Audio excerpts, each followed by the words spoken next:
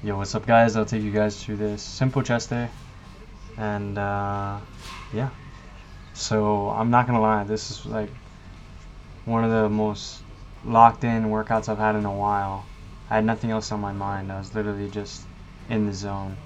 I started off by warming up with push-ups, pull-ups, and some rotator cuff work. I did 3 sets of that, each in like a circuit fashion. I did like 10 to 12 reps each, slow and controlled, just getting some stimulus. And then I literally just went straight to 185. I was like, the weight was feeling not that bad, so I was like, I think I'm gonna work up to 245 today and do a couple reps. So I was pretty much just gauging off each of these sets, basically like how heavy I'm gonna go and like how my body feels, because I've been doing a lot of like cardiovascular endurance type activities like surfing and hiking, and I've really been just like kind of doing a lot more cardio. So I'm a little bit weaker, but I'm also healthier and so pretty close to how strong I was. But I'm at a decent strength right now. I'm not unhappy with how it moved, but yeah, pretty much I'm going over to 225, which is like my normal working weight when I bench. It's either I bench or I do some form of dumbbell variation or some other like Smith, a different compound pretty much. I always try to do like one compound. That's just me though, but I like to put my compound as my main lift and then my accessories come afterwards. So yeah, I worked up to 245. It didn't feel. I mean, I've been a lot stronger before. Like I would do like 5 sets of 245 for 5, but I'm not happy with hitting 245 for 5 reps. It's not that bad. I mean, it's not a terrible place to be at. Like baseline. Not on my best day, so I'm not unhappy with that. Yeah, it moved pretty decent, and I was like, I'm probably gonna do incline dumbbell because I gotta get that upper chest a little bit more defined. But yeah, if you guys are curious about like my split, I usually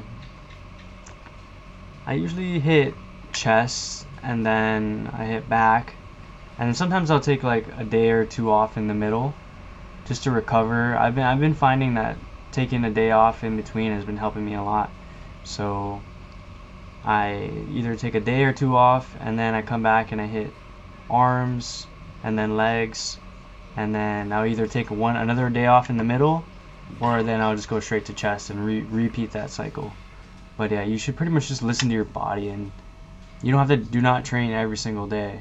You know, the harder you train, the less you can train. So yeah, it all depends how you train and the intensity and how much water you're drinking and how much you're sleeping. It really does matter. All the variables are up to you, right? And you can't blame anything else except yourself, the universe or anything like that. You're the reason why you're at a certain level. I mean, genetics do play somewhat of a role, and obviously time, right?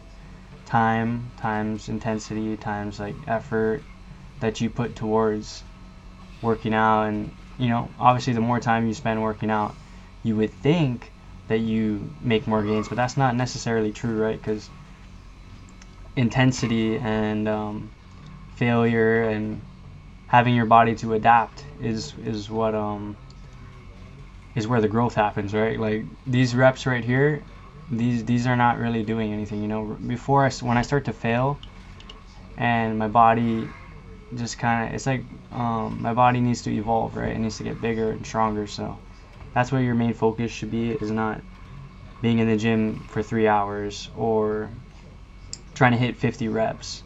You can hit 50 reps. It depends how you're training, right? If you're trying to train for endurance based maybe sports or something like that.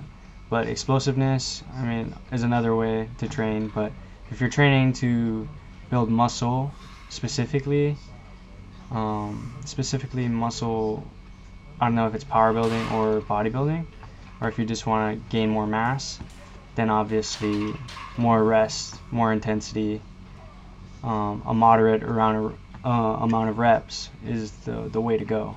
So yeah, I'm basically pushing to failure at least on 2 exercises, 2 out of 5 exercises I do per session, and that works out for me, you know. And I love training hard, so. But you should take the recovery part of training pretty seriously. So yeah, I like to incorporate a compound, a machine, and then a free weight, either a dumbbell or a cable or something like that. But yeah, I do alternating reps and together, and then, you know, it's a kind of feel, you know. You kind of have to just feel it out, you know. Some people like to do certain exercises like a certain way, but you should just test out all kinds of different things, like alternating and then together and then alternate, you know, just like kind of messing around with the variables and see how your body reacts and see how you like it, you know. I mean, training is only temporary, right? This life's only temporary, so you should just enjoy what you're doing, you know, at least, but also reap the benefits, right? You want to benefit somewhat. You don't want to be just wasting your time in the gym. You're just in there for 3 hours, because I mean, if you're in the gym that long, it kind of is a waste of time, right? Because you only really need to be in the gym for 45 minutes, not counting cardio. But you know, so I basically I hit a machine and then dumbbell, and then I superset it with this incline push-up. I find this push-up to be very beneficial for me.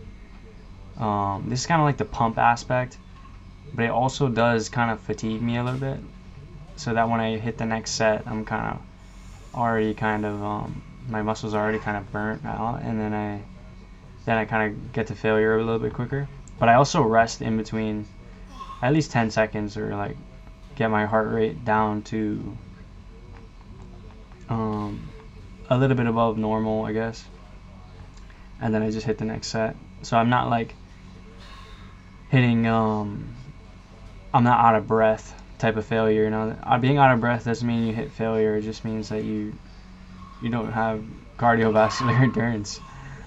So yeah, I pretty much did that and then supersetted it. And so another thing I wanted to cover was what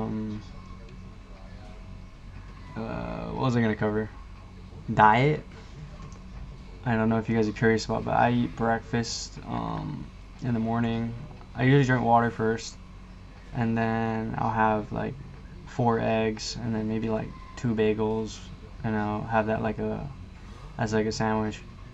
And then I'll have berries with honey, and then sometimes a banana with peanut butter, and yeah, at least 2 cups of water by then. And then maybe I'll have a coffee or something. Then I'll work out, and then whatever else I have to do during the day, you know. Sometimes I have to work, or I'll eat and then go surf. That's what I did today. I trained, and then I worked for a couple hours, and then I went to go surf. Yeah, so this is my pump right here. So I like the Mantis because of I like Mike Menser. He's one of the guys I want to train like. So yeah, thank you guys for enjoying the voiceover, and I'll see you guys in the next one. And the Frank Zane, not quite there, but yeah, pretty good.